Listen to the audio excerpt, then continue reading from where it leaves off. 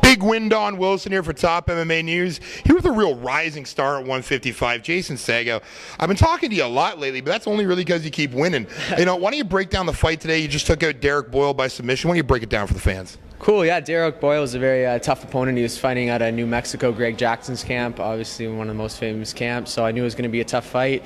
Went in there, we had a game plan, go in there, stand, make him think we're going to stand up, and then eventually get the fight to the ground, and exactly what happened. I went in for single legs against the cage, got the takedown. He did a good job of defending, but eventually I landed the takedown, got the position, improved, went from half guard to side control to mount.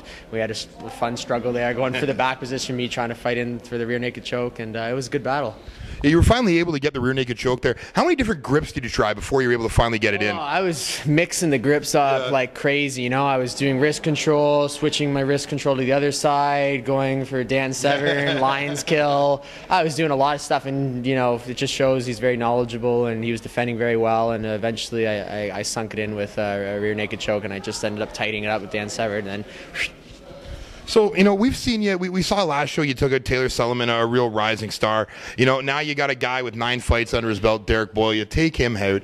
I know you're not a guy for calling people out, but what do you want to see next in your opponent? The way we're doing with my career, I'm really happy with the way it's progressing. And every fight, fight someone who's a little bit more better, a little bit gradually another step up, and I'm happy with that. My overall goal is to be in the UFC by the end of next year. And as long as we keep taking these fights, this is the first time I've been in the 3rd round, and it was great. My cardio felt awesome. I have great trainers, so I feel very confident in my team. And every fight, just take it a little step higher, and eventually get into the UFC next year by the end of next year. So do we know where we're going to be seeing you next? I believe there's a show early July in Sudbury. I think it's MMA Live 2. I'm going to be probably going to the Worlds to California for the Jiu-Jitsu Championships. So I don't know if you guys cover that, but I'm going to go, the next MMA event will be in early July for MMA Live 2.